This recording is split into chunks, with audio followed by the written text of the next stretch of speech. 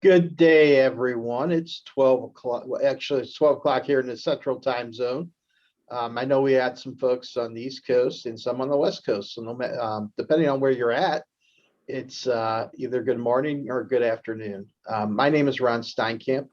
I'm a partner in the Risk Assurance Advisory Services practice at Armanino, and I'm your moderator for today's session, where we're going to focus on trends general contractors should consider in 2022.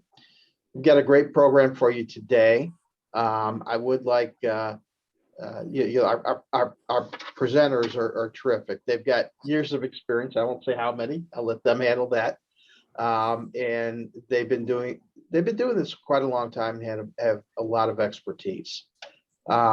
We'd like to really make this a discussion session. So if you do have questions as we go along, please feel free to write those into the chat, and we will get to all the questions we can during the presentation. A couple reminders. To qualify for CPE credit, participants must log on using their own laptop, not from a conference room. If you're in a conference room with a bunch of folks, we can't tell if you're in or somebody else is in. So we want to make sure that you're using your own laptop. You need to actively respond to all polling questions and stay on for the duration of the broadcast. And if you're having any technical difficulties responding to the polling questions, you can send an email to elevatelearn@armaninolllp.com with your name and the date of your session along with your poll responses. So with that, we're going to jump into it and talk about our agenda for today. Again, this is general contractor trends to consider in 2022. We're going to look at some basics for general contractors, some owner contract requirements. We're going to take a look at change orders, labor and equipment rental rates, and pay applications. Our goal really for this seminar is that, really, we work a lot for owners, we work a lot for developers, we work a lot for contractors, but we want to be able to provide you the expertise that we've had performing construction project audits, for the past several years. And those are the thoughts and the ideas that we're going to bring to you, what we've seen, what we've experienced. We want to give you that understanding and that insight, and hopefully you've got some valuable takeaways and some tips that you can use as you continue on your projects. So with that, what I'd like to do is introduce each of our speakers today. As I mentioned, my name is Ron Steinkamp. I'm a partner in the Risk Assurance and Advisory Group. I've got over 30 years of experience and have been involved with construction audit for probably half of those. Next, I'm going to turn it over to Bob Hardy. Yeah, thank you, Ron, and appreciate everybody's time. So I'm Bob Hardy, and I'm our Director of Construction Audit here at Armanino. And I actually joined Armanino towards the beginning of this year. However, in my previous 10 years, I worked on the ownership side. So I worked, I was in charge of capital projects. And in that role, we hired construction auditors on most of our big projects over 10 years. And that's how I got to learn what it was all about, created a passion for construction audit, see the value in construction audit. And so it made a real easy transition for me then to join Armanino.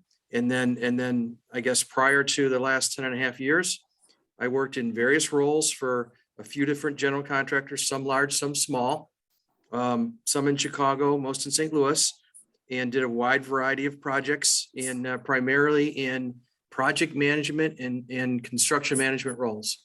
So I'll turn it over to Henry. Good afternoon, everyone. I'm Henry Woods, and I am the manager in construction audit here at Armanino. I've been here almost 4 years. It'll be 4 years in 2 weeks, a matter of fact.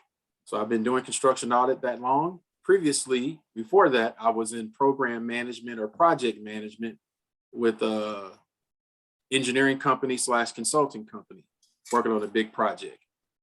I did experience some construction auditing when I was on that project from an auditor, but I didn't really get a chance to spend much time with them. But I understood the basis because I've been spending my time in construction for over 28 years now in construction. So I've phased into different roles in construction, being project manager, like I've stated before, project engineering. I've been in risk management, safety, claims, and claims management and risk management. So I spent a lot of time in those areas. So I kind of feel like I've done the gamut of all of the construction, even QC and QA. So I've got a passion for construction audit because I want to just see what the owner's paying for is what they're getting. So that's what I like about construction audit. Back to you, Ron. Thank you, both Bob and Henry. So as you can see, we've got a couple gentlemen here who have a wealth of experience, 55 years of experience in the construction industry, whether it be working on construction projects, working as an auditor. Just from an overview perspective today, you know, construction capital projects, they're very complex financial undertakings. There's a lot of risk there. There's a lot of cost for any organization. Owners, developers, contractors really need to be confident that the financial aspects of their projects are monitored as closely as the structural aspects. So today we're really going to discuss some of those tips on how to strengthen those financial controls on every capital project with the ultimate goal of saving your organization money. So whether you be an owner, whether you be a contractor, whether you be a developer, our goal is to save you money.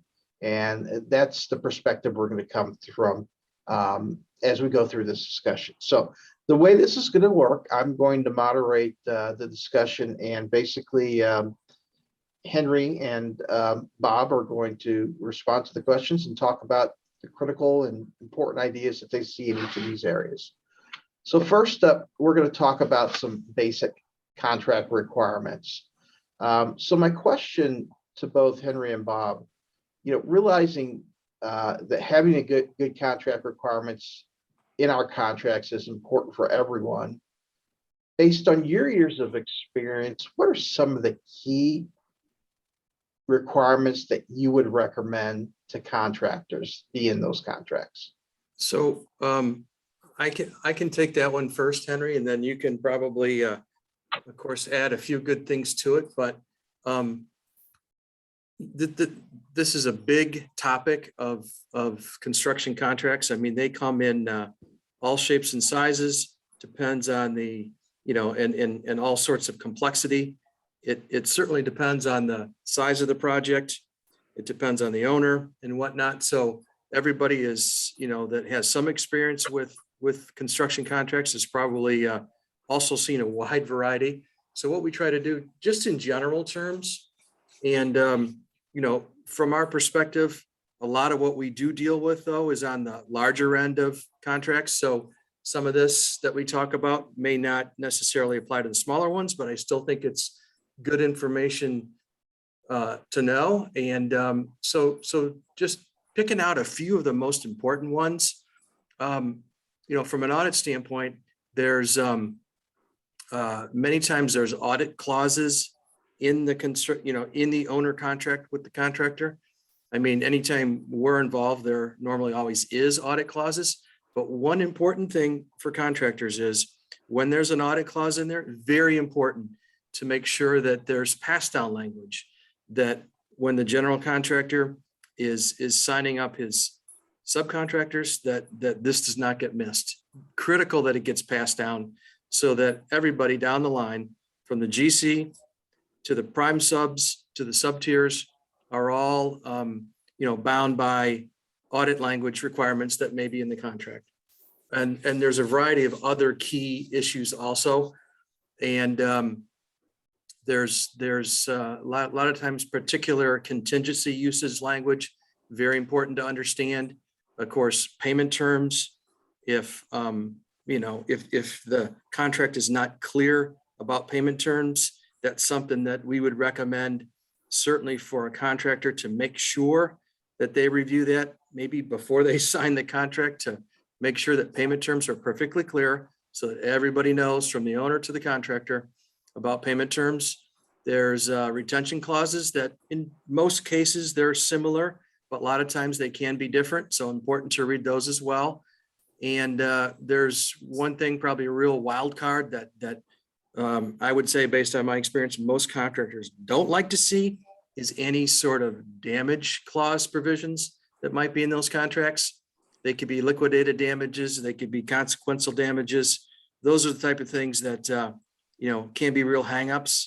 A lot of times on some of the bigger owners, they're getting advice and they insist upon clauses like that in those contracts. So lots of times there's not much getting around those clauses, but I still think there can be some things negotiated to soften them a little bit with the owner.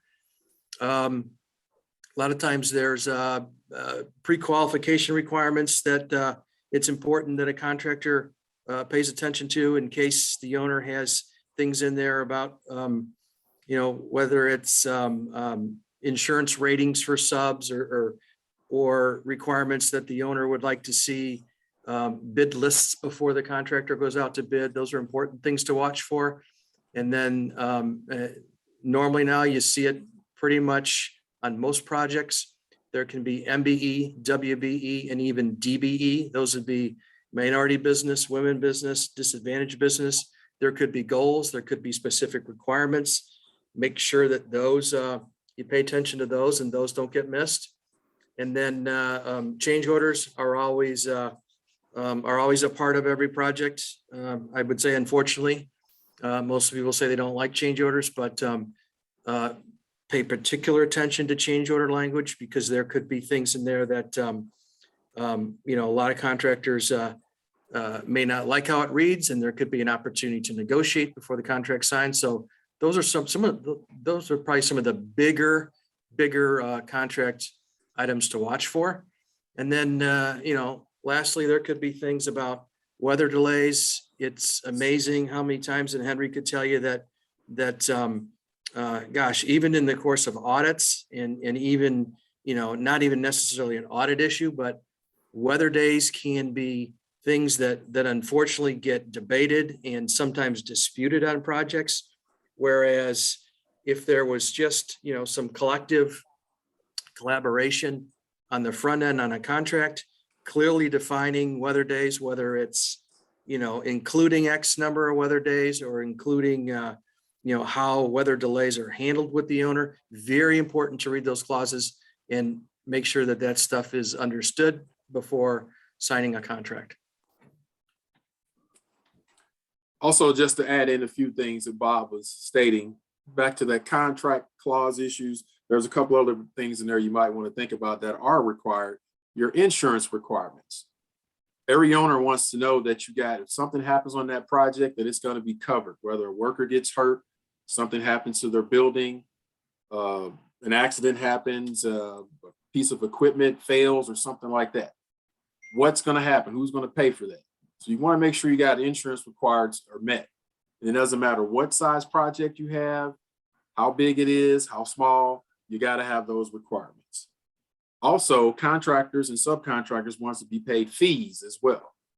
So some of those items, fees, your overhead profit, make sure you negotiate, or if you negotiate a fee, it's fair and reasonable to the owner as well as to you. So that's something you want to get worked out in that GGC part. Communication tools is one. And then most importantly, QA, QC. You want to have things tested, process in place on when it's going in and where it goes, who's taking care of that. Make sure that's taken care of up front. So just to add a few things there. Yeah, and then Henry, I can add one thing to that too also. Just getting back to contracts in general between general contractors and owners. There's cases where, an owner may not be sophisticated. This may be, one of the first times they're actually doing a capital project or not. And then, and if both sides, whether it's the contractor or the owner, don't know where to start with a contract, we would actually, we would probably recommend a good starting point would be grab one of the AIA-based contracts. That's American Institute of Architects. You know, start there with the basis of a contract, and there's still plenty of opportunity for both sides, contractors and owners, to start with that AIA contract that's got, you know, it's got 90% of good language in there that's been developed over the years that, you know, are very, you know, it's not necessarily one-sided versus the other, but there's still opportunity for contractors to negotiate, amend, and add language to those AIA contracts. So, you know, short of anything else, if no one knows where to start with one of those AIA contracts. And then just to end, Bob, like you said before, audit clause. The audit clause is important not only to the owner, but to the contractor as well. So when we audit things, we look at things on a realistic, we're the third party. We don't care who does what. We want to just do what's right, what's by that contract. So if there's labor rates that should be billed a certain way, that's the way they should be. If it should be $50 an hour and you bill 45, our job is to put that on paper and say, hey, this is what it is. Should be $50 instead of 45. So the audit clause works in both favors, not just for the owner. That's great advice, guys. You know, and again, I want to make sure, you know, that folks are taking advantage of the chat option. If you do have any questions, please submit those through the chat. I haven't seen any come through so far, so we're going to continue on. And what we have next is a polling question. And Our first one. Our first polling question. So Tanza, I'm going to ask you to please release that. All right, first polling question asks, what are some basic contractor requirements when entering into an owner contract agreement? There's audit clause, scope of work, insurance requirements, or all of the above. We have almost everyone's participation. Just to give That's everyone a fantastic. few more seconds.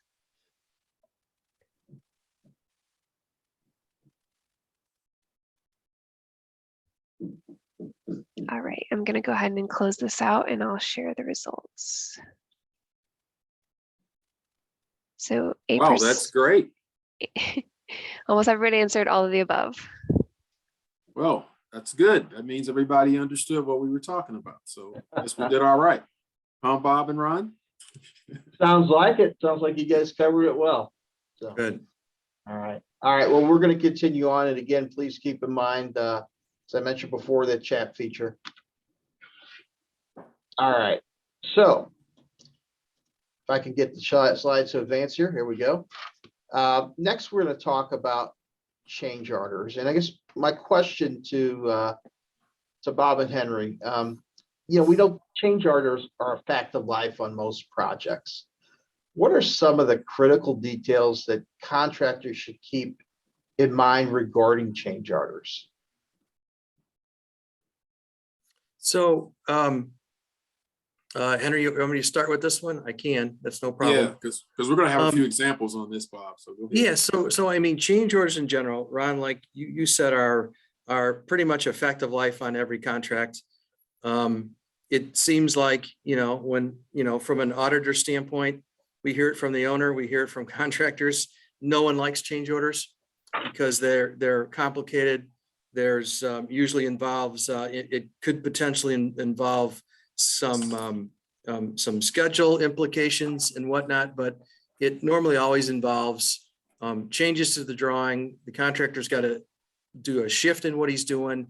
It most of the time involves contractor having to stop a little bit to at least solicit pricing, rethink some things on how they're building the project in the first place. So just some general rules with change orders is, you know, one of the most difficult things is when change orders do get submitted to an owner, the owner might say, hey, you know, this is too expensive, or there could be some challenging of the pricing on the change order. So our advice is that usually the change order pricing and the change orders that are submitted, it always helps to just have as much complete backup attached to the change order when it first gets submitted as possible.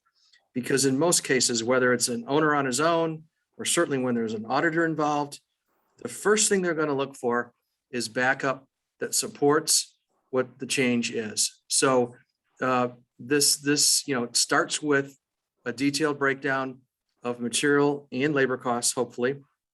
And then certainly when there's subcontractors involved, it would require a copy of the subcontractor's quotation to support it.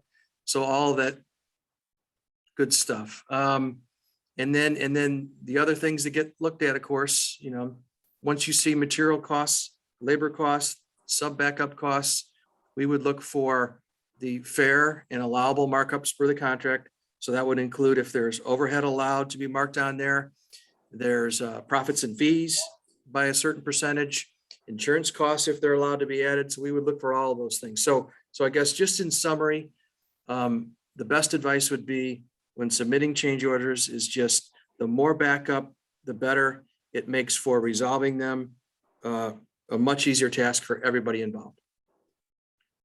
I would also add a few things, Bob, too. A few things to add would be, if I'm a contractor, subcontractor, as an owner, I would want to know when that change order happened, was it an unforeseen condition? Means something that was out of your realm for you to do the work, so you had to make a change order to do something. Was that the reason? Or was it an errors and omission on the drawing where it wasn't included? It was included, but you couldn't actually physically build it to what they showed on the drawings effectively. You probably need that, make that aware to the owner to let them know why this change order came about.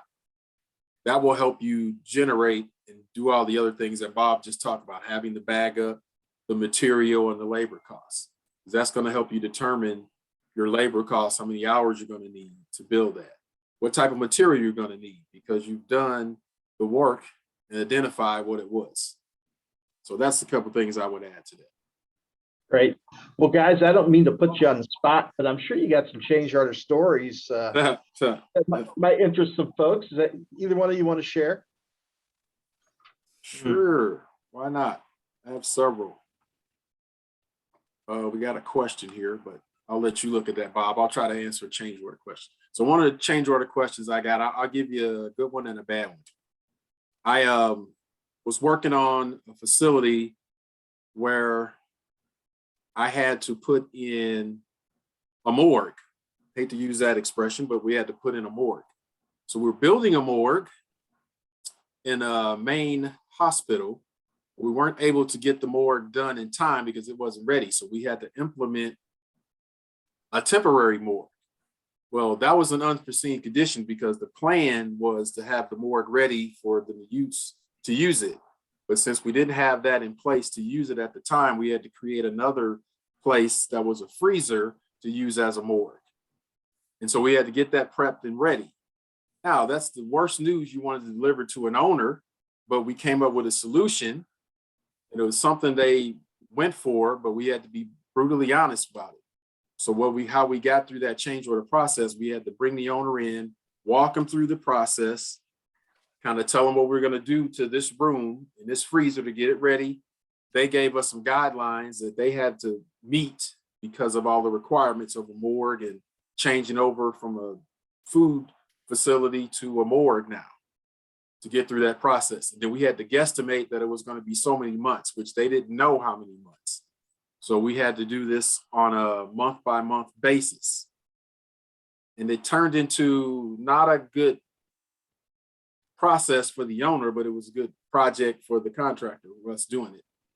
But we helped them out and we got through the process, but not walking. We wouldn't have never walked them through the process. They would have never helped us out. We would have never helped them out. And we would have never got that change order to a resolution where we could have got it paid. So that's one story. Great. Thanks, Henry. Let me.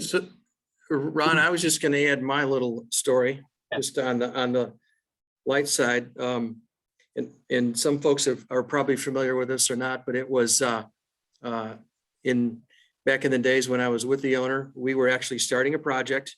And one of the folks, it was not me, one of the folks on our ownership side, before we had like a project kickoff, and he shows up on the presentation screen picture of a very large yacht, multi-million-dollar yacht. And then behind the yacht was a tiny little dinghy. And the name of the dinghy was original contract, and the name of the yacht was change order. Yeah. So that was just an example of, and everybody laughed, of course, but this person said, that's what's not going to happen on this project. So, just on the light side, that's just kind of a funny change order story. Yeah. Well, hey, we got a really good question here from Nathan that I think you guys are going to enjoy. So the question is, how have you seen technology playing a role in digitizing / submitting the change order process? We still use a lot of paper and carbon copies, but I want to push for digital. So have you guys? Yeah, go ahead, Henry. That's funny. You're still using paper and carbon because they're doing a lot of change orders digitally now, and they're also doing it by electronic signature.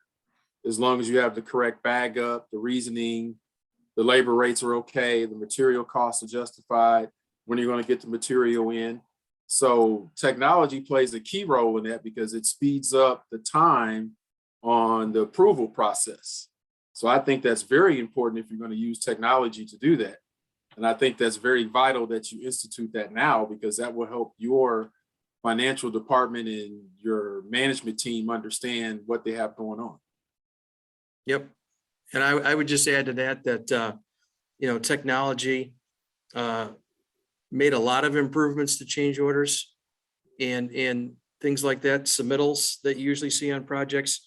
I mean, with the push over the last few years to go green and to go paperless, and then you throw in COVID, that now everybody's basically accepting electronic everything more so than they used to. So, electronic submission of documents only, nothing paper. And then, of course, electronic signatures are perfectly acceptable now, whereas they never used to be. So, and you got to take a lot more pictures as well, because yep, absolutely. just to justify that. All right, thanks for that question, Nathan. So with that, we're going to go on to our second polling question, Tanza. All right, polling question number 2 asks, what are some basic items included in change orders? Breakdown of material and labor costs, and overhead, and it's not letting me see everything, and profit, safety work gear and PPE, computer functionality report, or data analysis and trending.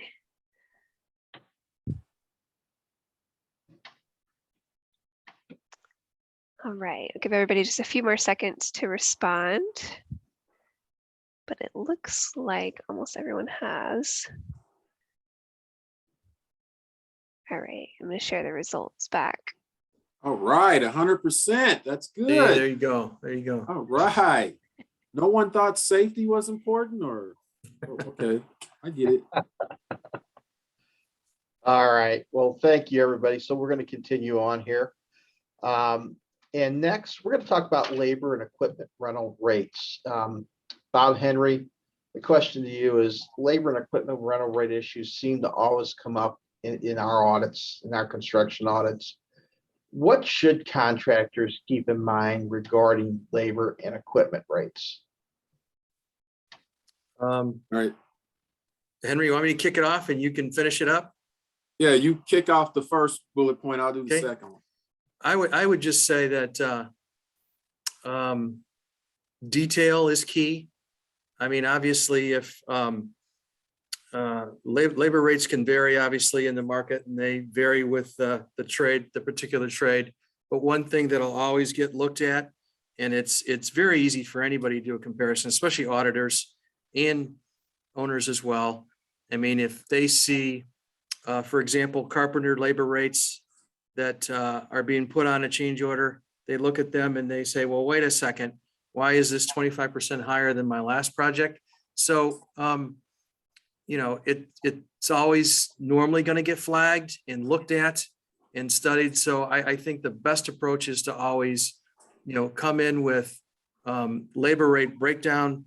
So there's no question about how the labor rate is comprised, and, make it fair and comparable to to other projects because everybody is used to seeing these sort of things. And, the breakdowns, of course, in a union market are pretty simple because there's established union base wages that anybody can look up. There's fringes that are usually standard percentages of those base wages. So it doesn't take much for most people to validate, probably at least 90% of what those labor rates should be. And then, the rest would be fluff, I guess it's called, that gets put in there, or potentially some profit. And there's other things also, but just start with transparency, start with the detail. And I think that would be the key to make it go smoother. Understood. Thanks, Bob. So equipment rental rates, they should be reasonable. But equipment rental, you rent equipment on equipment, and some, depending on what size of a contractor you are, if you have a yard, things of that nature that has equipment in it, if you don't, or if you sub it out or rent it out. Typically, the owner wants to know what they're being billed for with your rental rates. So typically, as an auditor, what we would check is the fairness of those rates. And sometimes you have these programs out there that tells you what they are, and they look at things by daily rental, weekly, and monthly rental. So when you're looking at these items, that's what we're comparing your costs to. And you may go to a rental company and get the rates. So if that's the case, you go to one of those rental companies, there's thousands of them out there across the United States. We go find the rates for those, to compare them to what you're doing, if you're billing daily, weekly, or monthly, and that's what we compare your rates to. So what you want to do, again, is like we've been saying on this conversation, communicate to the owner what you're actually billing and be open and honest with that up front, because they want to pay you for what you're doing, what you're actually billing for, what's fair, what's comparable, what's going on, not to exceed certain prices. So if those rates are shown in those rental rates, that's what you're going to be paid for. And there's different types of equipment, JLGs, you have your bulldozers, you have your tower cranes, depending on what size project, picker cranes, your 15-ton cranes, and various other equipments that you rent. It could even be tampers and other things. You just want to make sure you have those rates. And sometimes there are large construction companies, you have your own yard where you have your own equipment that you've already bought this piece of equipment and you rent it out. So the owner wants to know what your rates are for your yard, what's being billable, are they being billed to my project? So you want to make sure they're fair and there's no markups there. That's kind of how we feel about your rental rates. Guys, we had one comment come in, and I'd just like to get your take on this. So okay. The comment is, we include labor rates for any changes at the time of the bid/contract so that there's no question down the road. It's always served us well. Thoughts on that? Yeah, no, and I think that's very common, that there'll be labor rates, say from subcontractors or general contractors, that are negotiated and put into the contracts. That, that actually does make things a lot easier. But in many cases, that doesn't happen. So that's when some of the other circumstances would come through, where you would need to provide details and some negotiation and whatnot. But no, I think that's a very wise and fair thing. I think if the opportunity of those rates up front can get agreed upon, then it does certainly take a lot of question out of it later, for sure. And also, when you have the rates are already included there, when there is a change order, all you have to do is look back at that contract that you submitted your rates at, and they can compare their rates to your change order rate just to make sure that they're fair. And that's how you can justify your rates as well. You don't have to get into arguments later on. Great. Well, thank you, guys. You're welcome. With that, we're going to move on to our next polling question. Polling question 3, Tanza, if you would, please. All right, polling question 3 asks, what are the most items included in the applications for payment requests? got contract exhibits, construction truck audits, job costs, general condition cost, and contractor slash subcontractor invoices, excuse me, or SOC audit reports.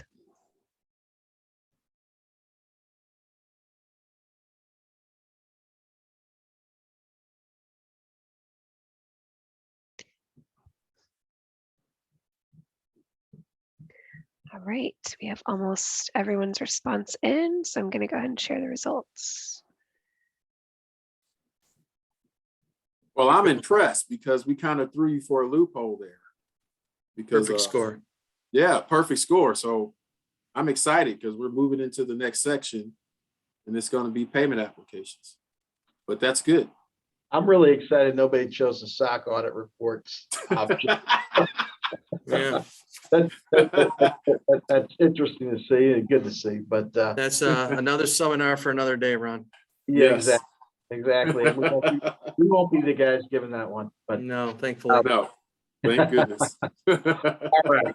So we're going to move into our next topic then, which is pay applications. I know this is an area, Bob and Henry, you guys love. You know, we Sure. spent a lot of our time reviewing contractor payment applications. What are some important items for contractors to know regarding those pay apps? Well, I would say the most important thing for pay applications, because Ron, like you said, as auditors, that's in most cases, that's most or much of what we spend our time on for the owner is reviewing pay applications and validating costs. So most cases, it always goes pretty smooth, but there's always inevitably questions. So I think some of the probably the most important tips and important things would be when the pay application gets submitted, and I understand that all contracts are different, and some contracts may require certain things in pay applications versus other contracts. It could stipulate certain levels of detail required versus not, but I think in general, that aside, the most important thing is just a complete detail of backup and breakdown of the costs being submitted. So, I mean, most pay applications are all the same. The general contractor generates it and then includes all of the subcontractor costs that feed into it, and they would be attached to that pay application. And then as part of the general contractor's summary, the first thing would be to make sure that the subcontractor or supplier numbers or material numbers match what the general contractor is carrying on the summary sheet. I mean, that's the first thing that gets looked at. And then just to make sure that, the backup itself is there, that it is substantiated. So that might be clearly one of the most important things. And then there's there can be some curveballs, of course, of change orders. A lot of times there can be some confusion on how change orders get billed. So perhaps that's one of the things that on a particular project, when there are change orders and they've been executed and it's time to bill it, maybe it's beneficial for the contractor to have a conversation with the owner. Maybe the architect's even involved in pay app reviews, but have a conversation, make sure everybody's on the same page on how change orders will get billed. And then when they do get billed, then there's less questions. It's a smoother process, and it just works a whole lot better for everybody. So Henry, I'm sure you could probably talk for another hour on this as well. I can. So stored materials, very important to us. I've dealt with stored materials when I was on the contractor side, construction management side, and that stored materials billing is very important because that's an area where the auditor can say, no, we don't think you should pay them for this item, because you could have stored materials on site and the owner may not know it. So there are certain things you want to include in your pay app with that. The bill of sale, your certificate of insurance, pictures of where it's being stored. And if it's being stored somewhere else, you got to have that lovely COI, which the COI is certificate of insurance on where it's being stored at, if it's not on site.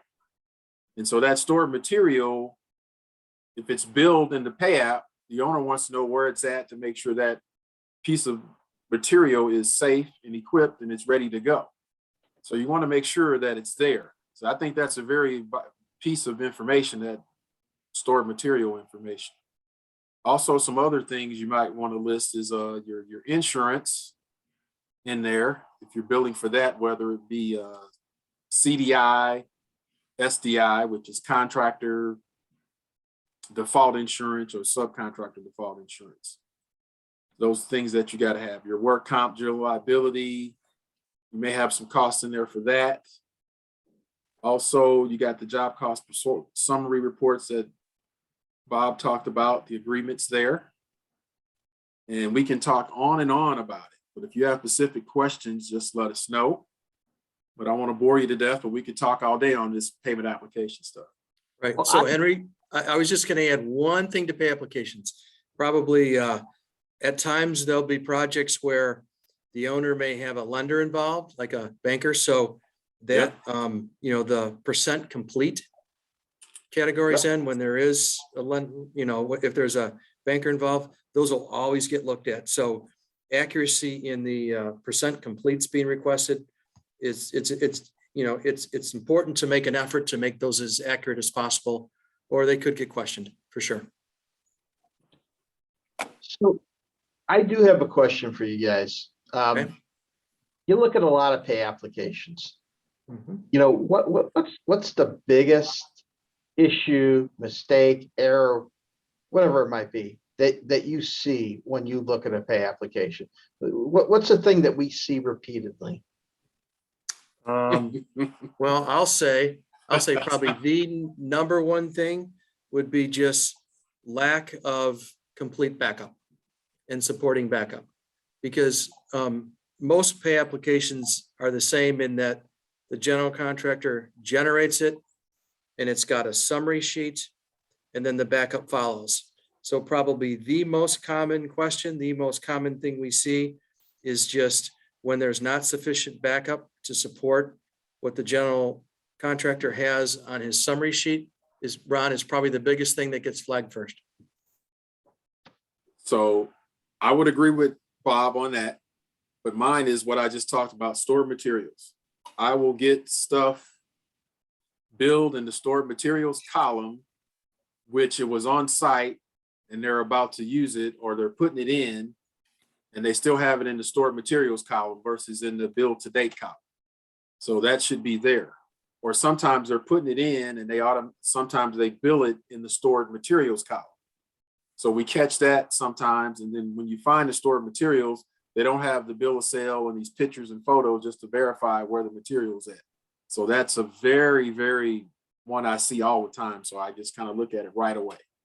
Just to Gotcha. verify. Okay. Well, and another thing I know that, we've seen from time to time, we'll do a lot of audits for owners, right? And we'll be looking at the pay apps and we'll find a lot of subcontractor issues. And we've actually had general contractors come back and thank us. I mean, what are some of the things from a subs perspective that the contractors really need to be on the lookout for in the pay apps? Well, I'd say if you're a contractor and you have subs working for you, you want to make sure if the sub is billing you $50,000, that you put $50,000 in your payment application to bill to the owner. Sometimes we find mistakes where the sub is billed $50,000 and the contractor may have billed $40,000, or they've billed $60,000.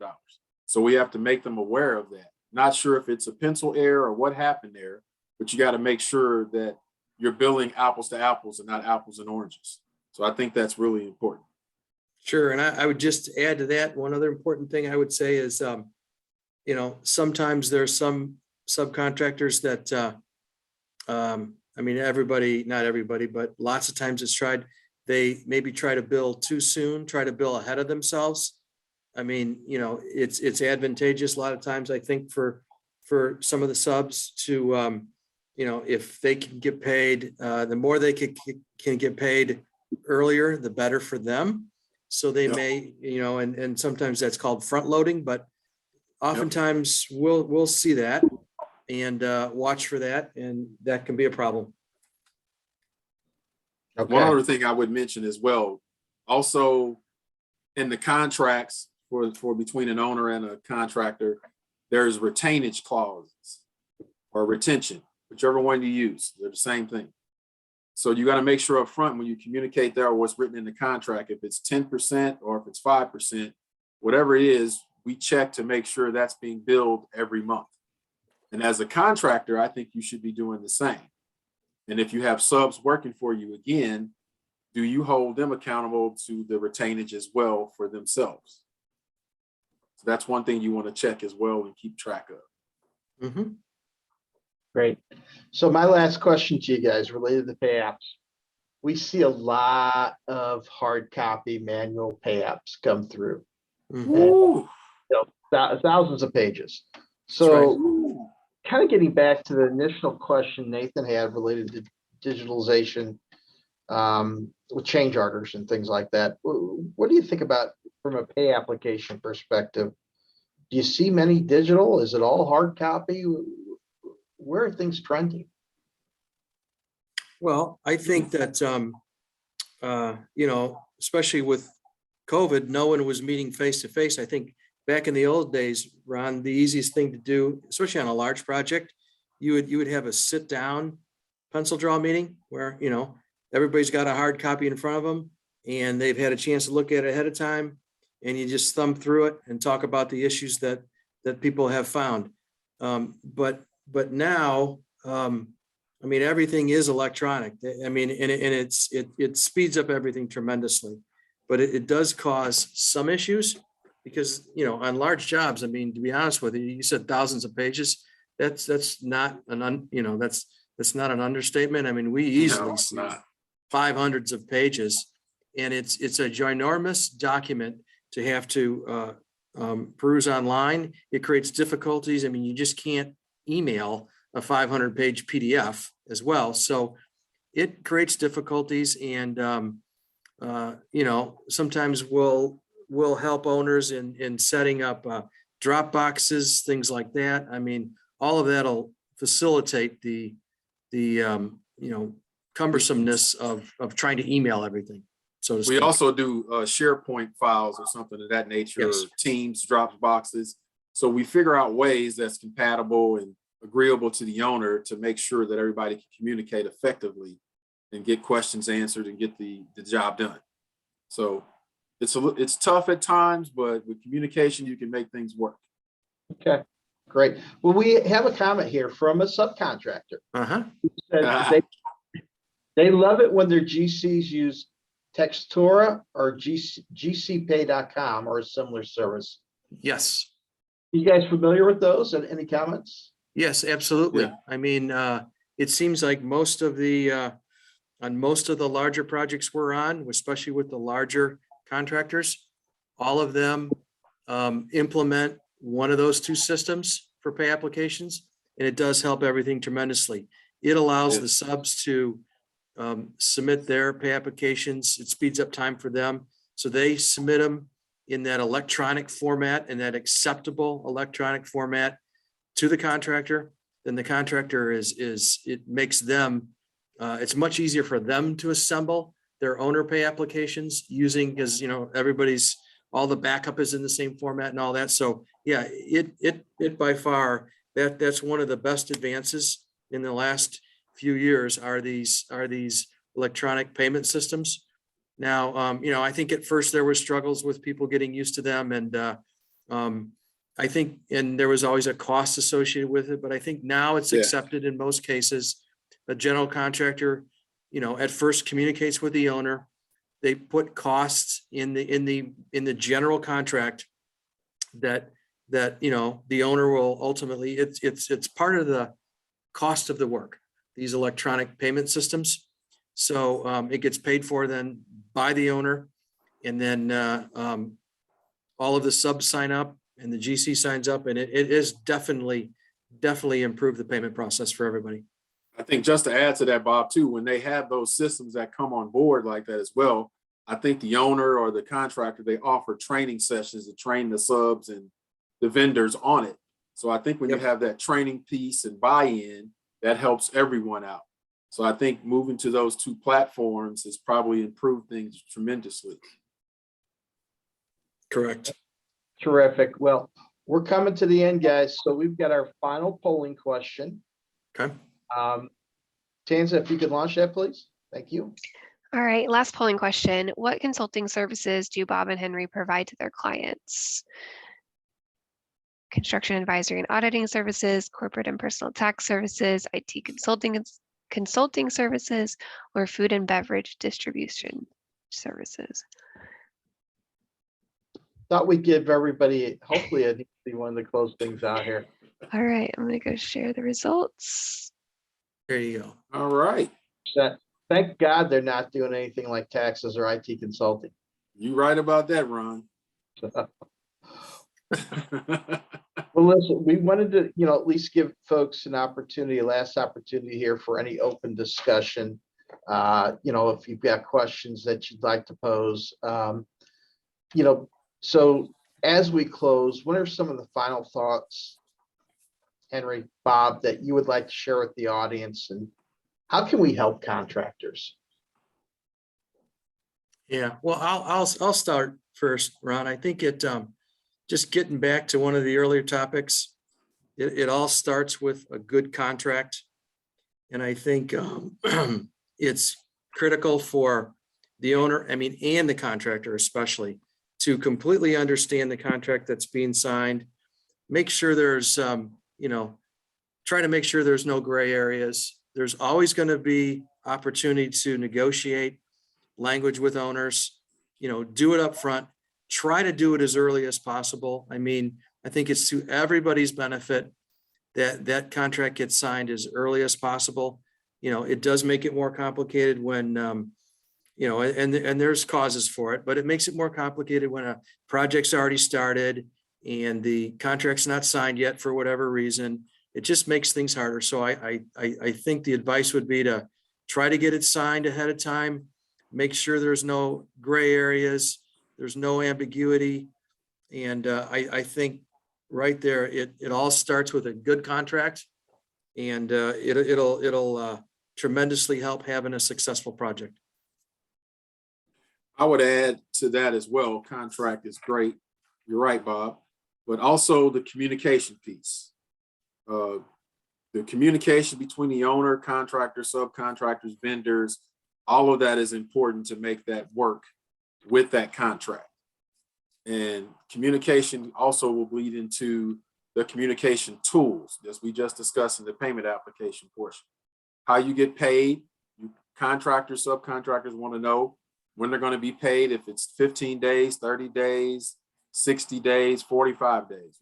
How many days are we going to be paid? What's the communication? Make sure you establish that up front, not as you're going through. Change order, what the process is, which we mentioned, one of our steps. Payment application, when we're going to submit those, when it's due, when will the payment happen after that? These are all things that contractors want to know. That's important. Your general condition, what's included in them, just to go back through there, some things. Make sure you communicate those up front, what's included, because you're going to need some of that stuff ahead of time. When you're working on site, when you first get there, either there's going to be an office facility that's going to be provided for you by the owner, if you work that out in your communication, or you're going to have to get a trailer. So you got some things you need to figure out. So you're going to need to be paid so you can get those things so you can begin your work and start working in the field. You got permits you got to take care of. So all of this stuff starts with communication, I think. And as long as you can get that through and across, you're going to have a successful project. You may have some bumps in the road, but you'll figure them out with the communication. Yep. Great. And then Henry, just to tag on one thing, what you just said that we didn't talk about. We could have talked about it for an hour and a half, but it's Exactly. the general conditions portion of it. It's super important that when that contract's signed, that the general condition costs that is being put in the contract, that there's complete clarity as best as possible of the scope of what's included in general conditions and not included in general conditions, because there's nothing worse than you're in the middle of the project and there's a invoice that the general contractor submits that he may think is outside of general conditions. And, the owner will come back and say, well, wait a second, that's part of general conditions. And then the auditor gets involved and there has to be a discussion. It's just so much easier to spend as much time as possible to get complete clarity on general conditions when that contract's signed. Mhm. Agreed, Bob. Thank you, Henry. Henry, Bob, we really appreciate your time, your expertise. Audience, we thank you very much. I see no open questions coming in or discussion topics. So with that, I believe we'll close our presentation. Tanza, is there anything else we need to do from an administrative perspective? I don't think so. I think we're good. You should receive your CPE certificates. I'm not sure exactly, but if you don't receive them within a couple weeks, shoot us a message at elevatelearn@armaninollp.com. All right. With that, thank you, everybody. Happy holidays and take care. Thank you, all. Ron, and thank you, everybody. Bye-bye. Bye-bye.